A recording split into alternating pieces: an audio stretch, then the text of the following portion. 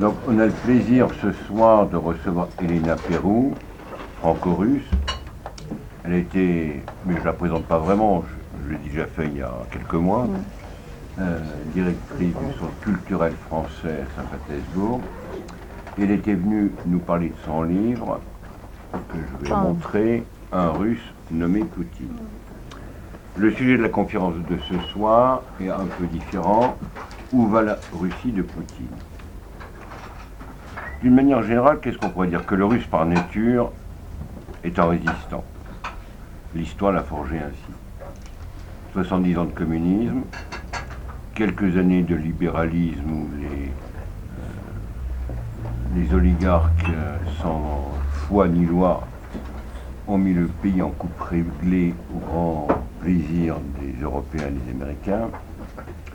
Et Poutine, en quelque temps, redresse le pays en s'appuyant sur deux jambes, l'armée et l'Église. Et c'est à peu près le seul chef d'État, mais M. De Villiers l'a signalé, qui se déclare ouvertement chrétien, et dans son programme, je ne dis pas qu'il est conforme à une vision absolument de l'Église russe, mais tient compte largement des conseils, entre autres du patriarche, et des documents officiels de l'Église russe. Tout le monde sait ce qui s'est passé en Ukraine. Que penser de la Russie de Poutine et d'après Poutine? Peut-elle jouer pour nous, Français de tradition, on est encore des survivants, le rôle que pouvait tenir l'Amérique de Reagan face au bloc communiste? C'est la question que nous, Français nationalistes, nous devons nous poser. À vous, madame. Merci beaucoup. Donc, merci de m'accueillir à nouveau dans votre sympathique compagnie. Avant de répondre à la question, ou d'essayer d'esquisser plutôt des réponses et surtout des éléments de réflexion pour que vous fassiez un grand bout de chemin, vous aussi, donc où va la Russie de Poutine, je vais peut-être vous dire pourquoi je me suis intéressée à Poutine, parce que je n'ai pas rêvé toute ma vie d'écrire sur Poutine et de passer du temps à comprendre Vladimir Poutine. Il se trouve que avant de diriger l'Institut français de Saint-Pétersbourg, j'ai travaillé pendant 9 ans à l'Élysée au cabinet du président Chirac. Et au cabinet du président Chirac, j'ai eu le privilège de rencontrer Vladimir Poutine à plusieurs reprises en France d'abord, à l'Élysée, ensuite au Kremlin.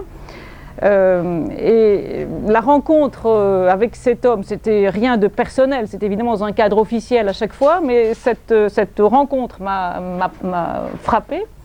Ensuite, en vivant à Saint-Pétersbourg, entre 2005 et 2008, donc à la tête de l'Institut français, j'ai croisé évidemment un certain nombre de personnalités pétersbourgeoises qui avaient connu Vladimir Poutine dans les années 90, puisque Poutine a été maire adjoint de la ville de Saint-Pétersbourg pendant un bon moment tout au long des années 90, entre 90 et 96, disons pour faire vite. Et il se trouve que à la fin, j'étais déjà rentrée en France et ça devait être notre dernière rencontre, mais nous ne le savions pas à ce moment-là. Il y a un homme qui m'a beaucoup marqué, à qui je dois beaucoup. J'ai eu la chance de croiser sa route à l'Élysée. Cet homme, c'est Jérôme Monod. Et Jérôme Monod, alors très proche ami du président Chirac, patron de Suez, patron de la Datar, un grand serviteur de l'État. Jérôme Monod s'intéressait beaucoup à la fin de sa vie à la Russie et il était en train de lire un très gros livre qui s'appelait, en anglais, pardon, le titre c'est Mr. Putin Operative in the Kremlin.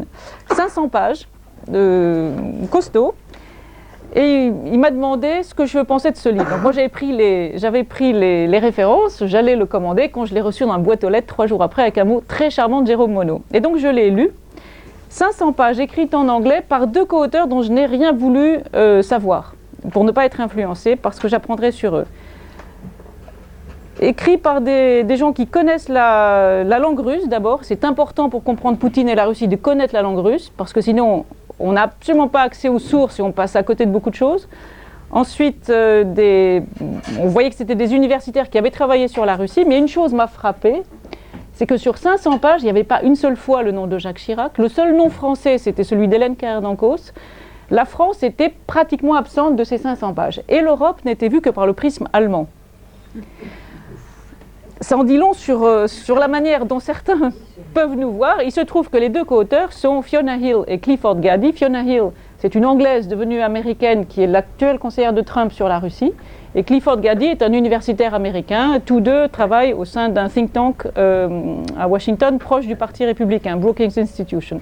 Donc voilà la parenthèse. Et en réalité, je devais une réponse à Jérôme Monod. Et donc je me suis intéressée de près à la personnalité de Poutine, en partant vraiment d'une feuille blanche, en essayant de comprendre ce qu'il avait fait, sur le plan intérieur comme sur le plan international, pour essayer moi-même. J'avais des pièces du puzzle, mais très honnêtement, je n'avais pas d'a priori ni positif ni négatif, si ce n'est que je voyais bien avec quel taux de participation et de succès il était réélu à chaque fois. Et je voyais bien aussi que mes amis pétersbourgeois de l'époque 2005-2008, qui étaient tous très pro-occidentaux, très européanophiles, n'étaient pas très pro-Poutine dans ces années-là, 2005-2008, et pourtant ils ont tous voté Poutine, ou s'apprêtaient tous à voter Poutine aux dernières élections. Et vous savez qu'aux dernières élections, il a été réélu avec un score de maréchal, j'allais dire soviétique, 76,7% je crois, dès le premier tour, c'était plié. Et donc, pour essayer de comprendre où va ce pays, je vous propose d'abord de comprendre d'où il vient. Et ensuite de regarder ce qui a été fait sur le plan intérieur, national, ce qui a été fait par Poutine sur le plan international, et essayer d'esquisser ce que sera la Russie après Poutine, car Poutine, même s'il a beaucoup de qualités, il n'est pas éternel, et ce mandat est en principe, d'après la constitution russe, son dernier mandat. Alors pour comprendre où va la Russie de Poutine, il faut comprendre d'où elle vient. Poutine est né en 1952. Il est né quelques mois avant la mort de Staline et quelques années après la fin de la Deuxième Guerre mondiale et la fin du blocus de Leningrad. On en reparlera tout à l'heure de ce blocus. C'est important d'avoir ces éléments à l'esprit. Donc c'est un homme qui est né, on peut dire, sous Staline, dans l'époque soviétique, la plus soviétique, qui a été formé à l'époque de la guerre froide. Il est rentré au KGB en 1975. 1975, c'était une période où l'Est et l'Ouest ne s'entendaient pas beaucoup. Et il a pris le virage des années 90, où en effet la Russie s'est ouverte, mais de manière très rapide, sans doute avec beaucoup de maladresse, sans doute avec beaucoup d'arrière-pensée côté occidental. Mais c'était un bateau qui naviguait, et ça Poutine le dit, Yeltsin le disait, sans boussole à ce moment-là. Si vous voulez, il fallait tout inventer, il n'y avait pas de modèle à imiter. Et puis le tournant des années 2000, qu'il soit président ou Premier ministre, il a été Premier ministre, vous savez, entre 2008 et 2012, mais enfin, il était un peu plus que Premier ministre. Depuis 2000, il dirige, c'est clairement lui qui dirige le pays. Donc ça veut dire que lui-même a été témoin de changements géopolitiques très importants au sein même de son pays, c'est-à-dire la chute de l'URSS, et quand on lui demande ça en 2000, qu'on lui demande ça dans les années 90, qu'on lui demande ça en 2010 ou même maintenant, quand on lui dit quel a été pour vous l'événement le plus important de l'histoire de notre pays, il dit toujours la même chose, c'est la chute de l'URSS. Mais il ne faut pas du tout comprendre cette réponse comme une nostalgie vis-à-vis de l'Union soviétique. La première des missions que Poutine s'est donnée, c'est vraiment de réconcilier les Russes avec leur histoire. Les Russes avec leur histoire, dans une histoire, encore une fois, lui, il a vécu une histoire très mouvementée, mais quand on élargit cette histoire au XXe siècle, ses parents sont nés en 1911 tous les deux. Donc par la mémoire de ses parents, on peut dire qu'il a traversé le XXe siècle. Quand vous pensez à la révolution de 1917, quand vous pensez ensuite à la Première Guerre mondiale, à la révolution de 17, à la guerre civile de 17 à 22, la Deuxième Guerre mondiale que les Russes appellent, vous savez, la Grande Guerre patriotique, et qui a vraiment une résonance très particulière encore aujourd'hui, encore pour des générations qui sont les petits-enfants, les arrière-petits-enfants de ceux qui ont vaincu, ça reste extrêmement important. Les millions de morts, enfin les morts russes au sein du pays se comptent par dizaines de millions. Et je passe sous silence les répressions de Staline qui ont été dans les années 30 terribles également. Donc une histoire extrêmement mouvementée, la chute de l'URSS qui a 110 ans en 91 et un nouveau pays qui invente sa voie depuis 91. Avec une histoire aussi morcelée. Poutine dit toujours la Russie n'a pas commencé en 1991, elle n'a pas commencé en 1917, la Russie a une histoire millénaire. Et il faut bien comprendre que le premier de ses soucis, c'est cette continuité historique et que les Russes d'aujourd'hui comprennent que leurs racines spirituelles, culturelles sont extrêmement profondes. Alors la Russie, pour faire court, une histoire très longue, dans l'esprit de Poutine, et Poutine est vraiment quelqu'un qui a l'amour de la géographie de son pays, de l'histoire de son pays. Je n'y étais pas, mais sur le site du Kremlin, on trouve plein d'informations à condition de comprendre le russe. Lors d'une cérémonie de la Société nationale de géographie, il évoquait des peintures rupestres dans un coin reculé de je ne sais plus laquelle des 22 républiques ou des 85 sujets de la Fédération de Russie. Il en parlait vraiment en connaisseur, et c'était des peintures extrêmement anciennes. Si vous voulez, cette profondeur des racines, il insiste toujours là-dessus. Et la Russie, si vous voulez, pour Poutine, a commencé en gros au IXe siècle avec ce Vareg, ce viking de l'Est, Rurik, qui très vite a établi ce premier embryon d'État russe dans la région de Kiev. Et la Rousse de Kiev, c'est vraiment les racines de l'embryon d'État russe. Et si vous vous souvenez, quand Poutine est venu en mois de mai 2017, donc Emmanuel Macron venait d'être élu, il est venu pour inaugurer avec Emmanuel Macron la très belle exposition à Versailles sur les 300 ans de relations diplomatiques entre la France et la Russie. Si vous vous souvenez de l'interview qu'il a donnée au Figaro, il a dit « Mais vous savez, nos relations sont beaucoup plus anciennes, parce que souvenez-vous, Anne de Kiev avait épousé Henri Ier, roi des Francs, en 1051, je crois.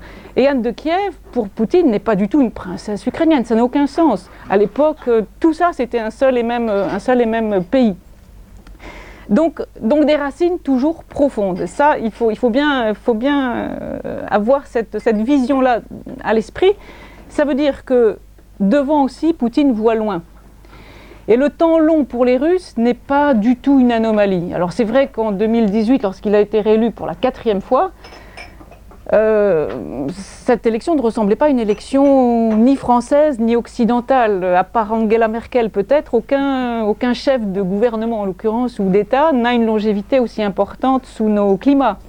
Mais Poutine, c'est la partie émergée de l'iceberg. Si vous regardez les mandats de ses ministres, Koudrine, qui a été un très bon ministre des Finances, il a redressé les finances du pays entre 2000 et 2011. C'est un très grand libéral, il reprend du service depuis 2018 en dirigeant la Cour des comptes. Vous avez Lavrov, le ministre des Affaires étrangères, qui est en poste depuis 2004. Et imaginez la culture qu'il a et la supériorité en réalité qu'il a sur tous ses homologues qui changent tous les 3, 4, 5 ans. Évidemment, il part avec une longueur, voire plusieurs d'avance par rapport à ses collègues.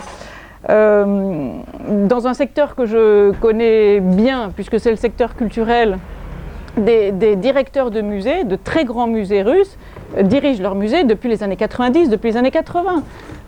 Pour ceux qui connaissent Saint-Pétersbourg, le directeur de l'Ermitage est en poste depuis 1992. Et il a succédé d'ailleurs à son propre père, qui également a été très longuement à la tête de l'Ermitage. Le musée russe, c'est encore plus ancien. Le directeur du musée russe est là depuis 1989. Donc si vous voulez, ce temps long, les Russes l'ont à l'esprit. Ils l'ont à l'esprit pour ce qui est des racines, pour ce qui est du regard derrière eux, et ils l'ont à l'esprit évidemment pour ce qui est devant eux. Ce qui fait que, quand je vous dis que le souci premier de Poutine, ça a été de réconcilier les Russes avec leur histoire, au mois de décembre dernier, il était avec la veuve de Solzhenitsyn pour inaugurer une statue à la mémoire de Solzhenitsyn à l'occasion du centenaire de la naissance d'Alexandre Solzhenitsyn. Il y a quelques années, il a inauguré en plein Moscou un monument à la mémoire des victimes des répressions politiques. lui l'homme du KGB, mais on reviendra là-dessus parce que le KGB de Poutine, c'est pas du tout le KGB de Staline, et ça Solzhenitsyn lui-même le disait très très bien. Et quand vous regardez les symboles de la Russie actuelle, qui sont des symboles vraiment donnés pour ce qui est de leur intégralité par Poutine, c'est très intéressant de comprendre cette synthèse historique et encore une fois ce souci de réconciliation. Quand je dis symbole, je dis hymne, drapeau et armes, au sens au pluriel, les armes. L'hymne.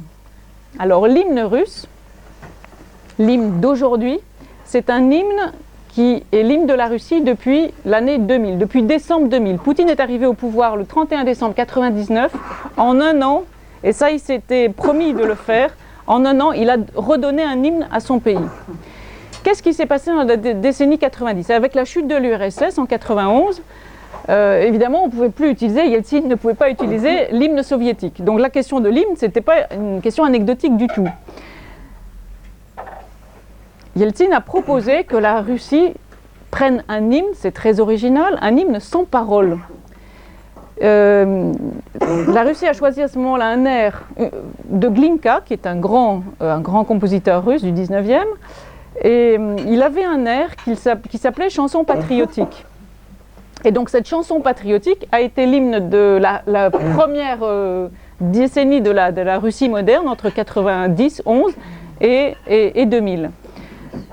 Et littéralement, j'allais dire, la Russie s'est retrouvée sans voix. C'est-à-dire qu'il y avait une musique, mais il n'y avait pas de paroles. Et en réalité, c'était un pis-aller parce que personne ne se reconnaissait dans cet hymne sans paroles. Poutine, qu'est-ce qu'il a fait ?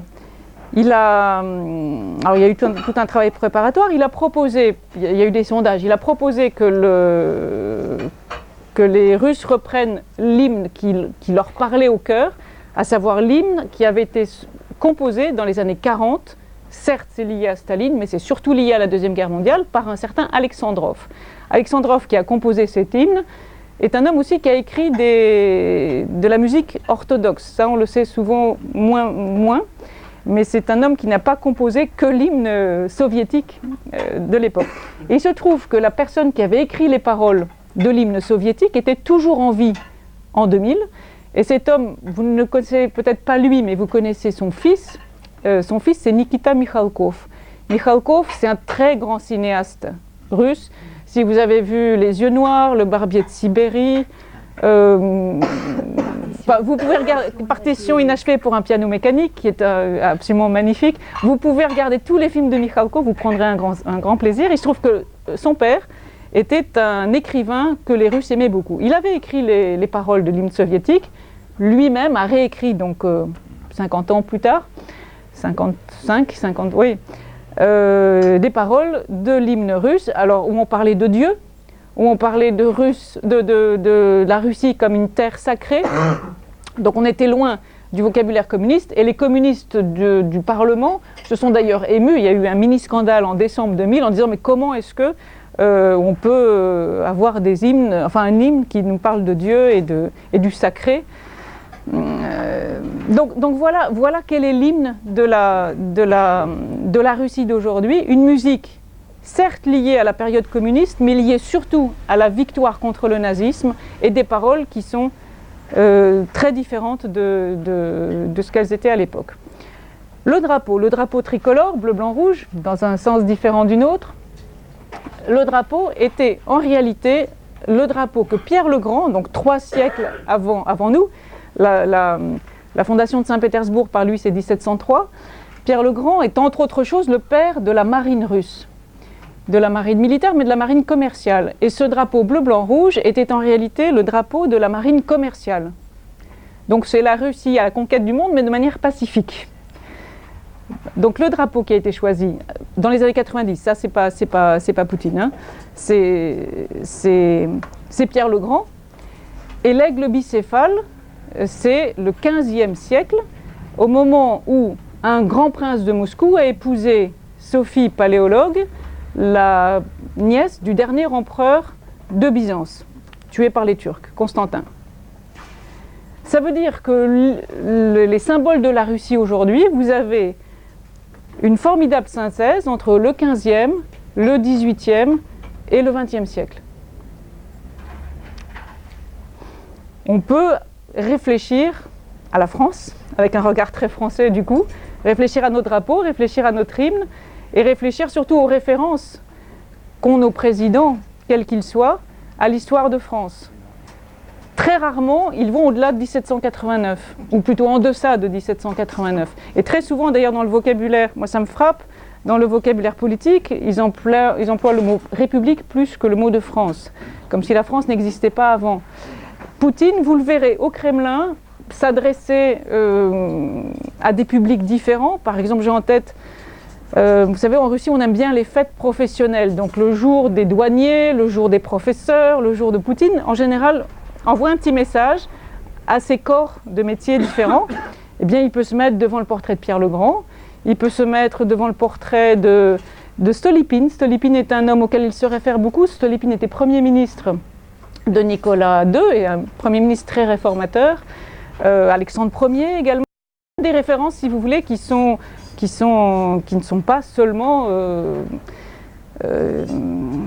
j'allais dire Yeltsin, il ne se réfère pas beaucoup à Yeltsin, même si entre Yeltsin et lui, il ne faut pas voir. Donc Yeltsin a été président, c'était son prédécesseur, un président presque pendant une décennie avant lui.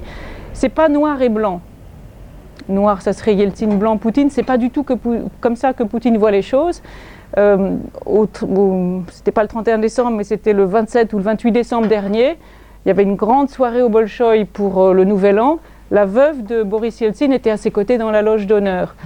Quand le 31 décembre 1999, Yeltsin a passé le relais à Poutine, Yeltsin a dit, et ce discours est très émouvant, ses vœux aux Russes durent 10-11 minutes.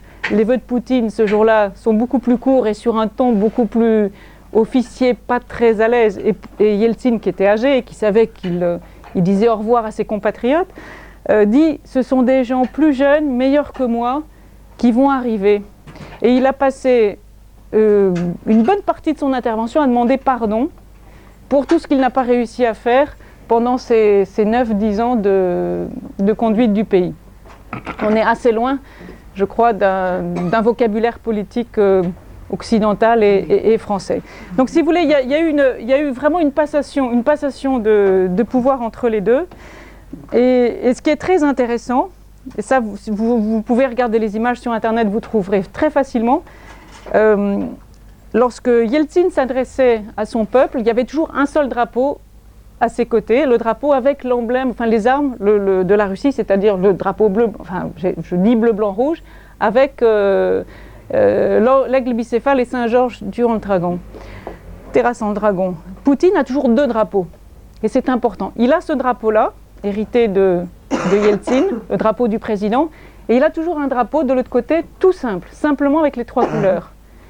Pour dire quoi ? Pour dire « je suis comme vous, je suis l'un des vôtres, je suis un fils du pays ». Et il faut savoir qu'il vient lui-même d'une famille très modeste, ses parents étaient ouvriers tous les deux.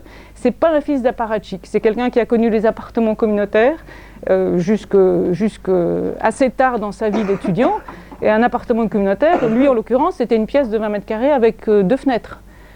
On voit encore très facilement aujourd'hui où habitaient ses parents et où il a vécu toute sa jeunesse.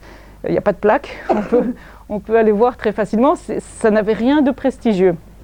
Donc c'est important ce rapport de président et en même temps un parmi d'autres. Primus inter pares. Et quand vous voyez ces interventions encore maintenant, donc 18 ans après, vous avez peut-être en tête son intervention du 1er mars 2018 lorsqu'il a, entre autres choses, ce qui a marqué les journalistes occidentaux, exposé les nouvelles armes dont s'est dotée la Russie.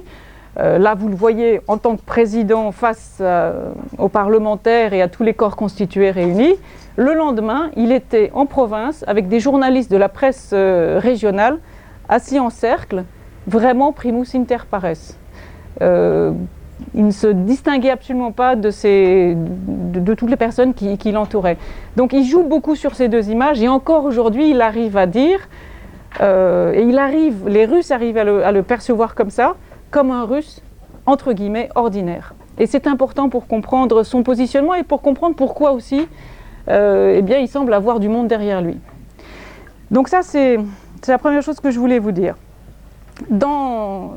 si on regarde encore un petit peu dans le rétroviseur pour voir d'où vient la Russie, pour comprendre où elle va, il y a deux moments historiques qui comptent particulièrement aux yeux des Russes d'aujourd'hui et aux yeux de Poutine en particulier, et sur lesquels il met vraiment l'accent. Ces deux moments, vous allez peut-être le deviner, c'est la Deuxième Guerre mondiale et c'est les années 90. La Deuxième Guerre mondiale, Poutine ne l'a pas connue. Je vous répète, il est né en octobre 52. Mais il est né dans une ville qui a été assiégée pendant 872 jours exactement. Bon, on parle en général des 900 jours du blocus de Leningrad, entre septembre 41 et janvier 44. Il se trouve que la levée du blocus, c'était le 27 janvier 44. Eh bien, vous pouvez regarder, vous allez sur le site du Kremlin, kremlin.ru, regardez ce qui s'est passé le 27 janvier, c'était hier. Regardez les images. Regardez, en plus c'était le 75e anniversaire, donc ça a pris une solennité particulière, mais tous les ans, ce 27 janvier à Saint-Pétersbourg, qui s'appelait Leningrad, c'est une journée vraiment, vraiment, vraiment particulière. Et il faut comprendre que, évidemment, nous, avec un regard occidental, quand on pense Deuxième Guerre mondiale, URSS, on pense à Stalingrad. On ne pense pas du tout à Leningrad. Leningrad, si vous voulez, les Russes eux-mêmes, ils ont tellement souffert. Il faut imaginer qu'avant le blocus, la ville comptait 2,5 millions d'habitants, 600 000 après le blocus. Pour ceux d'entre vous qui connaissez Saint-Pétersbourg, vous avez peut-être vu le cimetière terrible de Piskarevsk, où un frère d'ailleurs de Poutine est enterré, mais il a appris très récemment que son frère se trouvait dans la fosse commune des civils morts en 1943, je crois, il devait avoir 3 ans à ce moment-là. Poutine a eu 2 frères qu'il n'a jamais connus. L'un est né et mort avant la Deuxième Guerre mondiale et l'autre est mort donc en 1943. Et ses parents n'ont jamais su ce qu'était devenu leur fils. Jusqu'à aujourd'hui, il n'y a pas de monument grandiose à la mémoire du blocus. Et le grand projet muséal de Saint-Pétersbourg aujourd'hui, c'est un musée du blocus de Leningrad. Et c'est le projet sur lequel travaillent les autorités de la ville actuellement. Et pour la célébration du dernier anniversaire rond de la Deuxième Guerre mondiale, ça sera donc en 2020, il y a tout un comité qui se réunit régulièrement. Là, la dernière réunion, c'était la 40e réunion. Moi, je suis ça sur le site du Kremlin, tout est accessible, malheureusement en russe, ça n'est pas traduit en français, en anglais, mais c'est très impressionnant de voir ces réunions au Kremlin où il y a une 40aine de participants, des militaires, des gens de la culture, des gens très très divers, et comment ils se préparent à célébrer cet anniversaire rond, donc 2020, ça fera combien mais ça fera de 1945 à 2020. Bon, voilà, ça sera un événement grandiose. Pour ceux qui ont connu le 9 mai, puisque vous savez que les Russes ont vaincu les nazis un 9 mai, enfin la fin de la guerre c'est le 9 mai, l'armistice c'est le 9 mai pour eux, les parades militaires sont grandioses, la liesse populaire est grandiose, et Poutine a introduit, il a donné le mouvement, mais ça a vraiment pris dans la société. Vous avez sans doute entendu parler de ce bataillon immortel, Besmertny Polk pour les russophones parmi vous. C'est un défilé qui prend une ampleur extraordinaire. La dernière fois à Moscou, il y avait plus d'1 million de personnes dans les rues. C'est très impressionnant.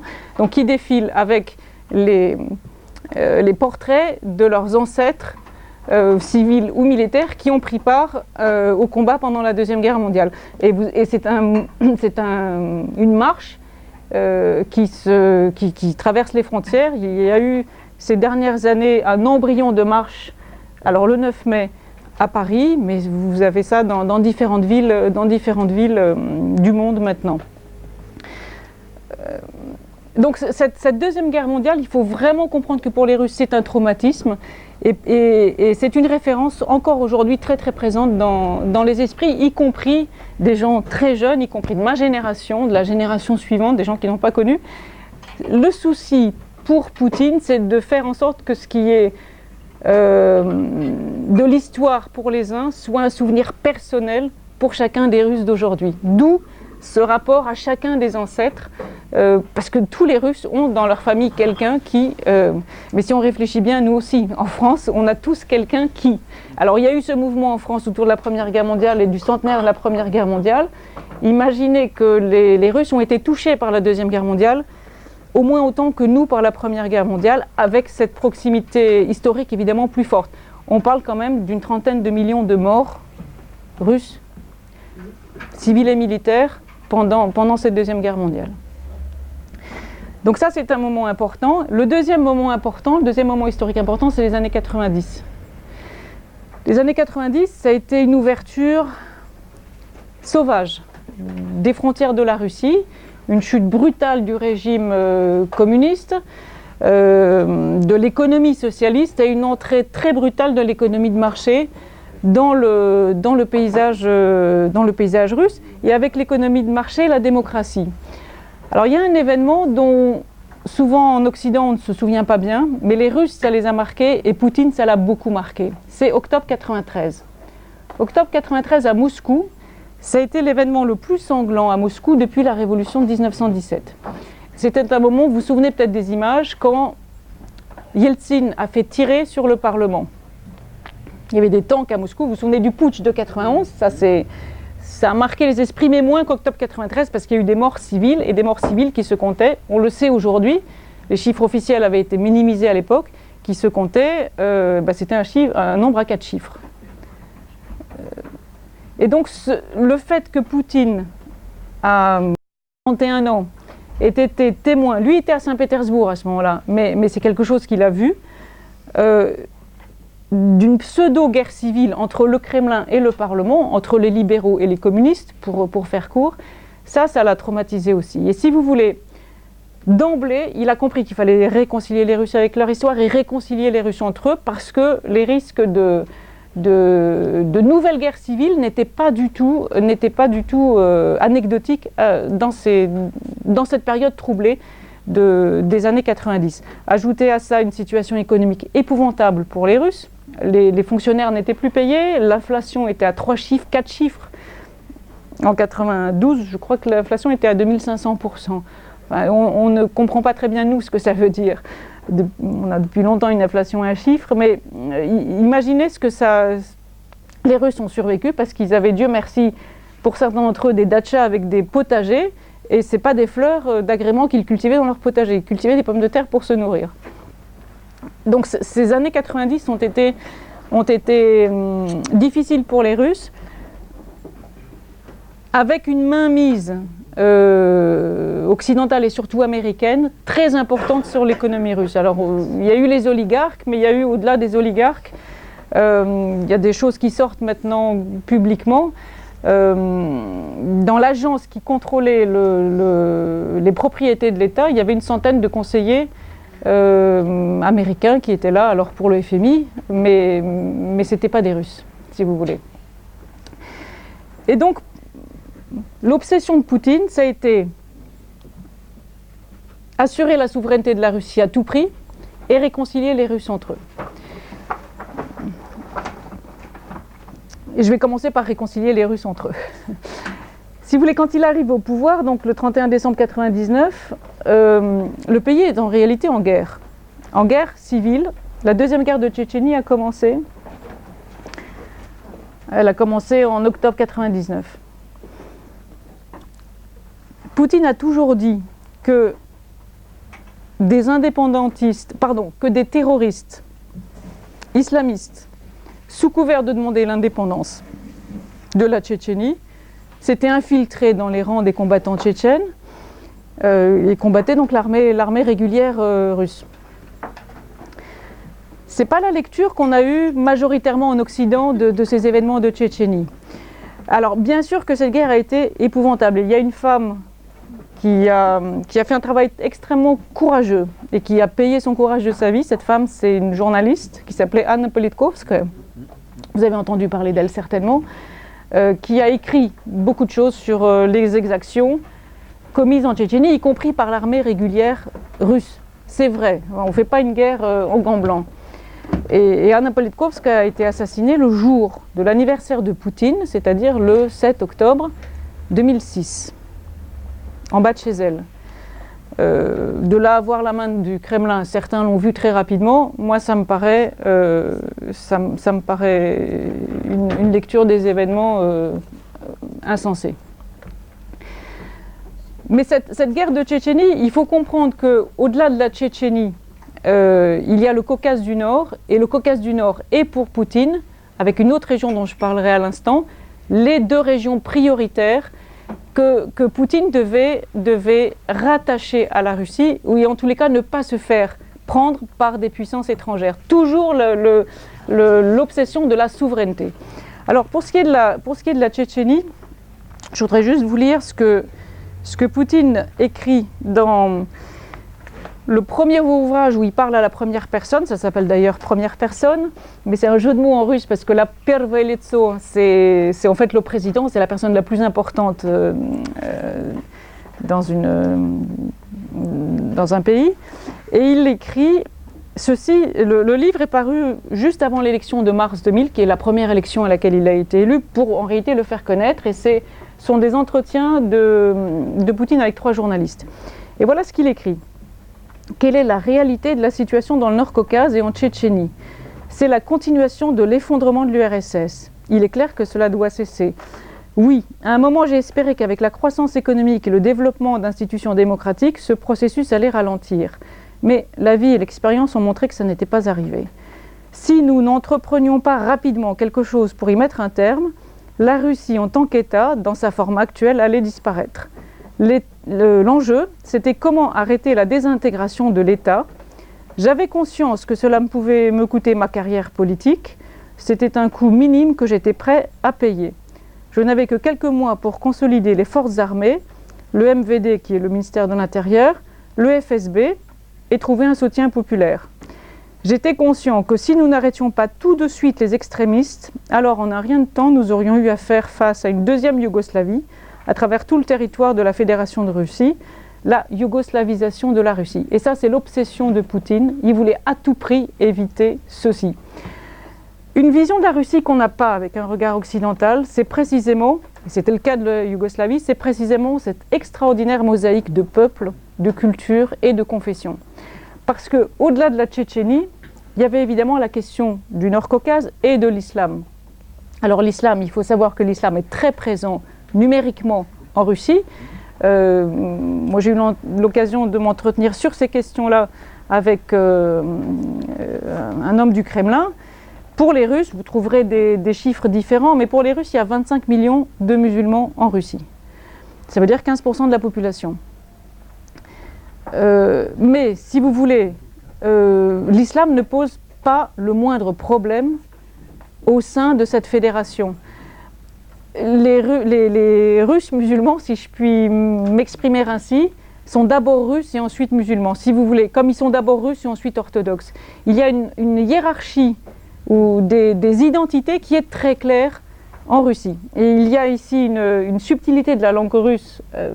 Je reviens souvent là-dessus, mais si on ne comprend pas ça, on passe à côté du sujet.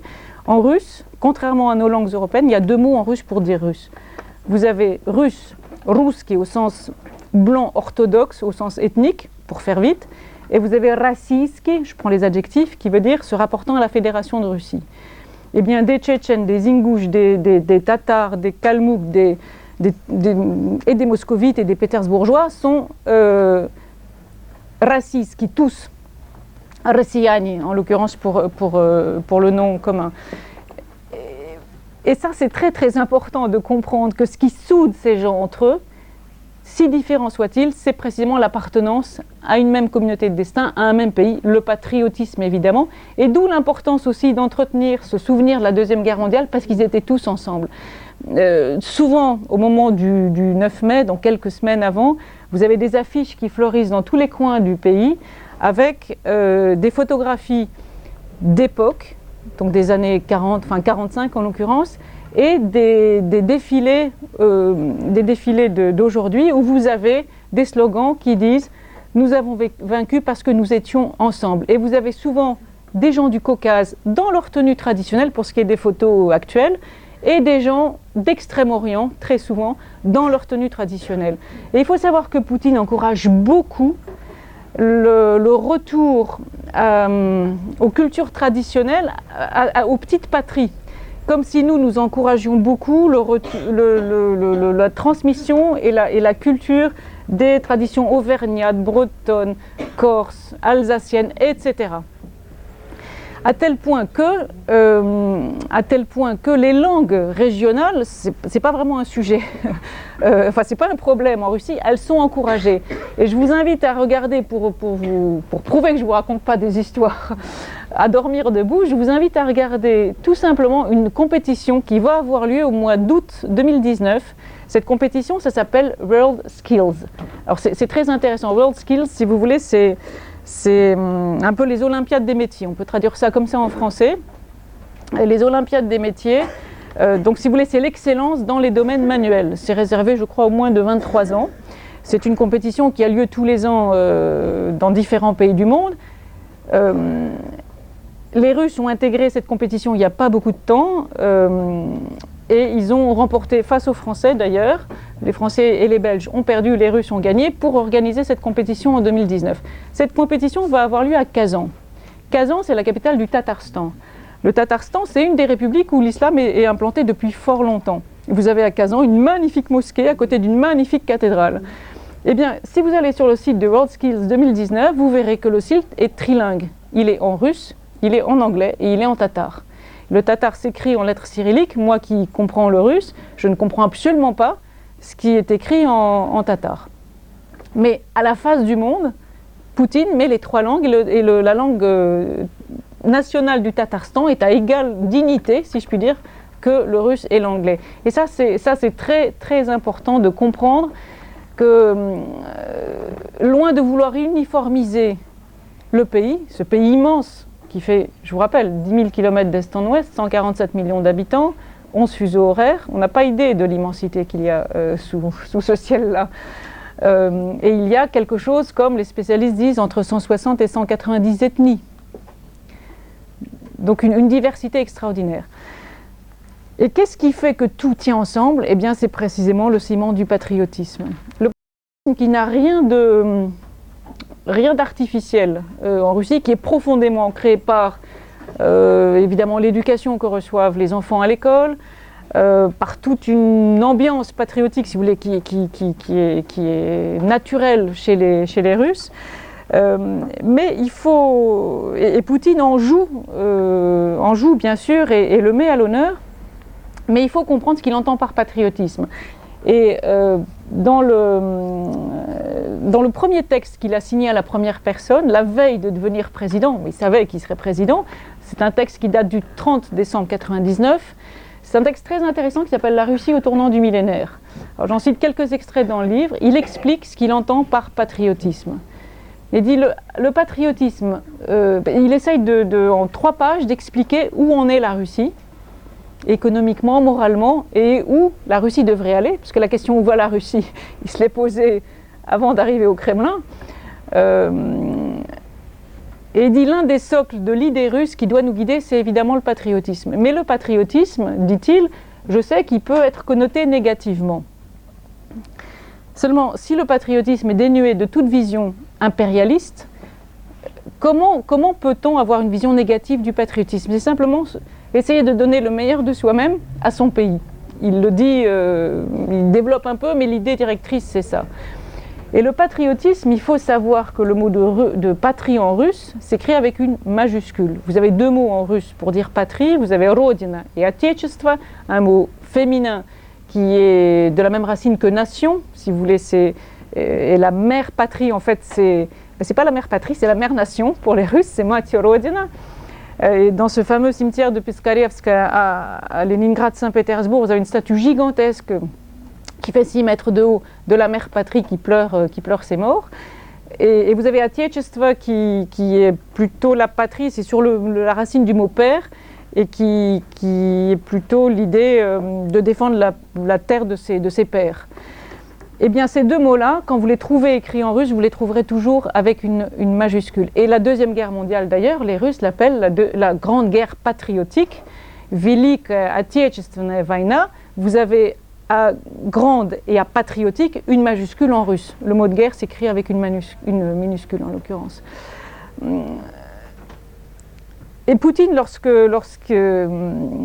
patriotisme, il en parle dans tous ses discours évidemment, et lorsque on l'interroge sur ce qu'il a appris au KGB, et notamment lorsque des journalistes étrangers l'interrogent sur ce qu'il a appris au KGB, parce que son passage par le KGB évidemment fait toujours un peu peur, il dit deux choses intéressantes. Il dit la première chose que j'ai apprise, c'est savoir que l'interlocuteur que j'ai, quel qu'il soit, est d'une certaine façon plus intelligent que moi, et que moi j'ai des choses à apprendre de lui.